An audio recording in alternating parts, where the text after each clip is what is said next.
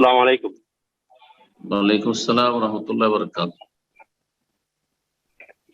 সেটা প্রশ্নটা হচ্ছে সালাতের ভিতরে ইমামের কতটা অনুসরণ করতে হবে। এখন ওই দিন এক ভাই বলছিল যে যেমন আমরা রাফেল দিন করি, যে ইমামের পিছনে নামাজ পড়ছি সে রাফেল দিন করে না। তো এরকম বিষয়গুলি যেমন জানাজার সালাতে আমরা সাধারণত আমাদের দেশীয় যে জানাজাগুলি হয় ইমামদের, তো সেখানে তারা সানা পড়ে। আমরা যদি সানা বাদ দিয়ে সূরা ফাতিহা পড়ি, তাহলে কি আমাদের ইমামের ইক্তেদা করা হলো কিনা, সেখানে কতটুকু আমরা যেমন এর একটা দলিল যেটা দেয় ইমাম মালিক রহমাহুল্লাহ, সে এক সময় তার ছাত্রদের নিয়ে বেড়াইতে গেছিল যে হয়তো শাফি রহমুল্লাহর এলাকাতে, সেখানে সালাত পড়ছিল, যেমন শাফি রহমুল্লাহ যেভাবে সালাত করে উনি সেভাবে পড়ছিল। তো এরকম একটা দলিল দেয় তারা। তো এই বিষয়টা একটু জানতে চাচ্ছিলাম যে সালাতের ভিতরে ইমামের পিছনে আমরা কতটা অনুসরণ করতে পারবো, যেমন এই রফেলে দিন, জোরে আমিন বলা, এগুলো কই ইমাম করে না, যেহেতু তার পিছনে করতে পারবো। ঠিক আছে, বুঝে গেছে আপনার প্রশ্ন। রাসূলুল্লাহ সাল্লাল্লাহু আলাইহি ওয়াসাল্লাম বলেছেন, ইন্নামা জুইলাল ইমামু লিইউতাম্মা বিহি, ইমাম নিযুক্ত এই জন্যই করা হয়েছে যাতে করে তার ইক্তেদা অনুসরণ করা হয়। কিন্তু অনুসরণ কোন কোন বিষয় করতে হবে? সালাতের ভিতরে কিছু বাহ্যিক বিষয় রয়েছে আর কিছু রয়েছে আভ্যন্তরীণ বিষয়। আভ্যন্তরীণ বিষয়ে অনুকরণ করা সম্ভাবনা আর কোনো প্রয়োজন নেই, এটা আসলে এই হাদিসের উদ্দেশ্য নয়। যেমন ইমামের আগে পড়া যাবে না, ইমামের পরে পড়তে হবে। জানেন সানা পড়ছেন আপনি, সানা ইমামের আগে শেষ হয়ে গেল আপনার, না এখানে তো আপনি এগিয়ে গেলেন, তো এখানে ইক্তেদা হলো না, না, কারণ আপনি তো বুঝতে পারছেন না যে কখন ইমামের সানা শেষ হচ্ছে না হচ্ছে। আর বাহ্যিক বিষয়গুলিতে যদি সুন্নতের খেলাফ না হয় তখন ইক্তেদা করবেন। সুন্নতের খেলাফ নয়, বরং শরীয়তে নির্দেশ রয়েছে যে ফাইজা কাব্বারা ফাকাব্বিরু, তাকবীর ইমামের বলা হবে তারপরে তুমি তাকবীর বলবে। ওয়াইদা রাকা ফারকাও, যখন রুকু করবে আগে তিনি রুকু করবে তারপরে তোমরা রুকু করবে। ওয়াইদা রাফা ফারফু, যখন মাথা উঠাবে তারপরে তোমরা মাথা উঠাবে। ওয়াইদা সাজাদা ফাসজুদু, এইভাবে রাসূলুল্লাহ সাল্লাল্লাহু আলাইহি ওয়াসাল্লাম বলেছেন।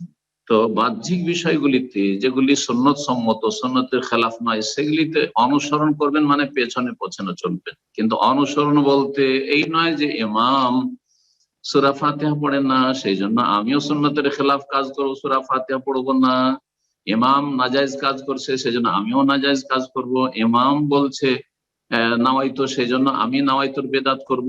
ইমাম, তাহলে কি ইমাম, আমাদের হানাফি ভাইদের ইমামরা কি করে, বলে আনা ইমামুল লিমান হাযারা ওয়া মান লাম ইয়াহযুর। ইমাম বলল যে আমি ইমাম, যে হাজির আছে যারা হাজির হবে পরে সবার আমি ইমাম হইলাম। তাহলে আপনিও কি বলবেন নাকি যে আনা ইমামুল লিমান হাযারা ওয়া মান লাম ইয়াহযুর, বলবেন নাকি? এটাও বলবেন না, আবার ইক্তাদাইতু বিহাযাল ইমাম এটাও বলবেন না, সব বিদআত। ইমাম যাই নামাজের দোয়া পড়ছে, ইন্নী ওয়াজহাতু ওয়াজহিয়া লিল্লাযী ফাতারাস সামাওয়াতি ওয়াল আরদ, পড়ার পরে তাকবীরে তাহরিমা দিচ্ছে, এটি বিদআত। তা আপনিও কি যাই নামাজের দোয়া পড়া শুরু করবেন নাকি? মোটেই না। সেই রকমই ইমাম রাফাইদান করেন না, আপনি অবশ্যই রাফাইদান করেন। ইমাম আমিন জোরে বলেন না, আপনি আমিন জোরে বলবেন। সে সুন্নাতের খেলাফ কাজ করছে, সে ভুল করছে, আপনি কেন ভুল করবেন? জি, তাহলে ইমাম যদি ভুল করে আপনার 4 রাকাত ওরা 5 রাকাতে উঠে যায়, তো আপনি উঠে যাবেন নাকি?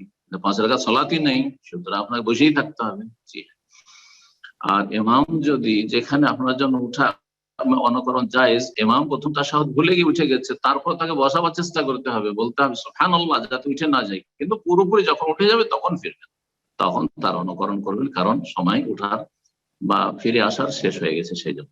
আশা করি, আবার সংক্ষেপে বলছি যে আভ্যন্তরীণ যে বিষয়গুলি রয়েছে সালাতের ভিতরে, সেগুলোতে ইমামের অনুকরণ নয়।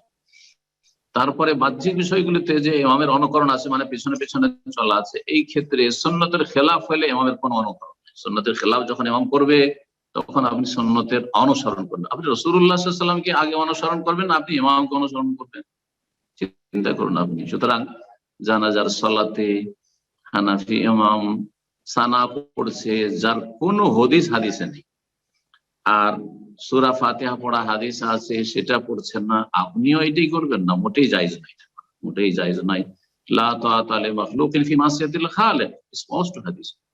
কোন সৃষ্টির আনুগত্য নেই স্রষ্টার নাফরমানি করে, আল্লাহ রসুলের নাফরমানি করে আপনি কোন ইমামের আনুগত্য করবেন, এটা জায়েজ নয়, হারাম। ইন্নামাত তাআতু ফিল মারুফ, রাসূলুল্লাহ বলছেন যে শুধু বৈধ কাজে, ভালো কাজে আনুগত্য রয়েছে, অবৈধ কাজে, সুন্নতের খেলাফ কাজে, নাজায়েজ কাজে কোনো আনুগত্য নেই। আশা করি বুঝতে পেরেছেন। আর তারা কিসসা বয়ান করে, তাদের দলিল তার কোরআন হাদিসে নেই, সেজন্য কিসসা বয়ান করে। ইমাম মালিক এবং শাফির কাছে গেছিলেন, তারপরে তার ইমাম মালিকের মতো সালাত পড়েছিলেন, এটা দলিল নয়। বরং এই ঘটনা যদি সত্য হয় তাহলে এর ব্যাখ্যা হচ্ছে যে কারোর সাথে সদাচরণ করা। কারণ ইমাম শাফি রাহিমাহুল্লাহ তিনি এইভাবে সালাত পড়েন, তার সামনে গিয়ে তার বিরোধিতা করব? তো যাক, তার সাথে একতা প্রকাশ করি, একতা প্রকাশ করি।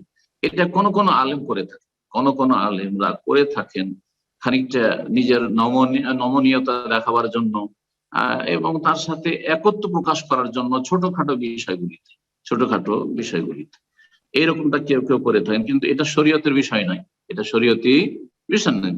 ফিকহি মাসাইল নিয়ে ঝগড়া করবেন না, ফিকহি মাসাইল নিয়ে আপনি লড়াই করবেন না, আর তর্ক আর এসারেসি গরম হবেন না। কিন্তু কথা হচ্ছে ফিকহি মাসাইল এই নয় যে আমি হানাফির পিছনে নামাজ পড়ছি সেজন্য আমাকে হানাফি সেজে যেতে হবে, অথবা শাফির পিছনে পড়ছি সেজন্য আমাকে শাফি সেজে যেতে হবে, মালিকের পিছনে পড়ছি সেজন্য হাত ছেড়ে দিতে হবে না। মোটেই আপনি রাসূলুল্লাহ সাল্লাল্লাহু আলাইহি ওয়াসাল্লামের আনুগত্য করবেন সর্বদা, সালাতের ভিতরেও এবং সালাতের বাইরে। সালাতের বাইরে চাইতে বেশি সালাতের ভিতরে রাসূলুল্লাহ সাল্লাল্লাহু আলাইহি ওয়াসাল্লামের আনুগত্য করবেন। আতিউল্লাহ ওয়া আতিউর রাসূল ওয়া উলিল আমরি মিনকুম।